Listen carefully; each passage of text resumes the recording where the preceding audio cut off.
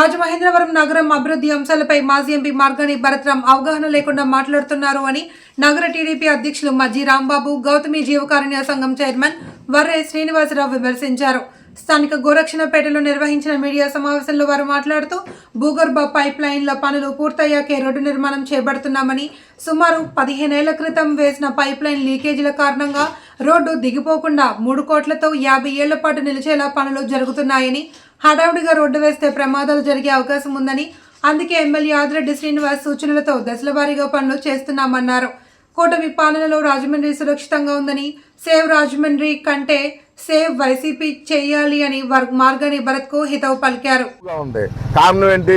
ఈ మురుగునీరు ద్వారా వచ్చే పంపింగ్ సిస్టమ్ లో చూసుకున్నట్లయితే అక్కడ దాంట్లో మాక్సిమం కూడా విషవాయు పదార్థాలు వచ్చేస్తాయి. అది కనుక ఏదైనా బరస్ట్ అయితే మాత్రం అక్కడ ఉన్నటువంటి పబ్లిక్ చాలా ఇబ్బంది పడే పరిస్థితి ఉంటుంది. దాన్ని దృష్టిలో పెట్టి చేస్తారు. ఇది ఎంత 450 HP కెపాసిటీతో పనిచేస్తూ ఉంది. ఇందులో 100 HP capacity 4 non clock pipes, 50 HP సామర్థ్యం కలిపింది ఒకటి. ఈ రకమైన పంపింగ్ స్టేషన్ నుండి మురుగునీరు 600 మిల్లీలీటర్లలో వేసంగల RCC సీపర్ పంపింగ్ మెయిన్ పైప్ లైన్ ద్వారా సుమారు 3.5 కిలోమీటర్ల దూరం వరకు ప్రవహించి షెల్టన్ హోటల్ సమీపంలోకి వెళ్తుంది అనమాట. ఈ పైప్ లైన్ ఖచ్చితంగా చూస్తే 15 సంవత్సరాల క్రితం ఏర్పాటు చేశారు.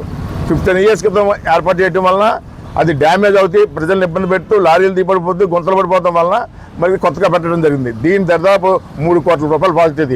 First stage, second stage, third stage. First stage complete అయింది, సెకండ్ స్టేజ్ కంప్లీట్ అయింది, థర్డ్ స్టేజ్ ఈ యొక్క బీటీ రోడ్డు.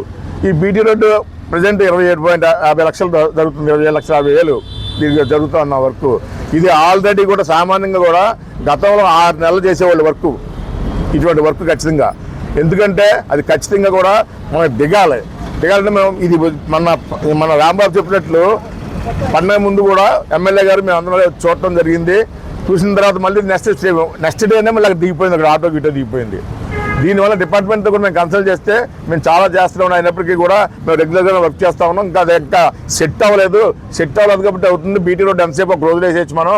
బీటీ రోడ్ వేయటం గురించి కాదు, రేపు పొద్దున్న ఇది ఏమైనా ఇబ్బంది జరిగితే డేంజర్ అయితే పబ్లిక్ చాలా ప్రమాదమైన పరిస్థితుల్లో ఉంటారు. కాబట్టి దాన్ని దృష్టిలో పెట్టుకుని ఖచ్చితంగా కూడా పర్మనెంట్గా 50-60 years ఈ యొక్క రోడ్డు పైన ఉండేలాగా, పైప్ లైన్ కొంచెం సేఫ్టీగా ఉండేలాగా, ప్రజలకు ఇబ్బంది లేకుండా చేసుకునే పరిస్థితిలో మేము ఈ రకంగా చేస్తూ ఉన్నాం అని చెప్పడం జరిగింది.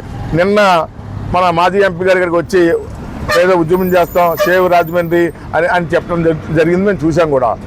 అంటే ఏదో పని మీద వచ్చి ఇలా వెళ్తా ఈ రకంగా అసలు ఇందులో టెక్నాలజీ ఏ రకంగా ఉపయోగపడుతుంది, దీని టెక్నికల్ డిఫరెన్స్ ఏ రకంగా ఉంది, దీనివల్ల మనం ఎంతకాలంకి ఇది మన సేఫ్టీ మెజర్స్ తోటి మనం పూర్తి చేయగలమైనటువంటి ఆలోచనలతో ఆయన వెళ్ళాల్సిన అవసరం ఉంది.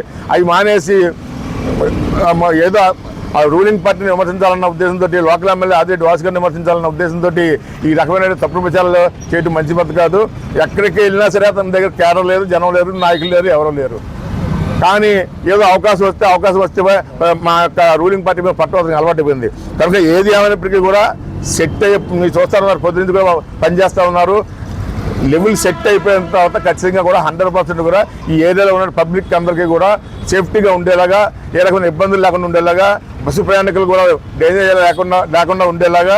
ఎందుకంటే ఇది వేసినట్లయితే కనుక ఆ ఫిల్లింగ్ లేకుండా మేము ఏదో ప్రెస్ మీట్ పెట్టేసి ఎంపీ గారు మాజీ ఎంపీ అనేసారన్న ఉద్దేశంతో మేము రాత్రి రోడ్ వేసి అనే పరిస్థితి వస్తే మళ్ళీ నెల కూడా ఆగదు. కనుక పర్మనెంట్గా ఉండాల్సిన పద్ధతిలో ఎట్టి జరుగుతూ ఉంది. కాబట్టి ఇటువంటి తప్పుడు ప్రచారాలు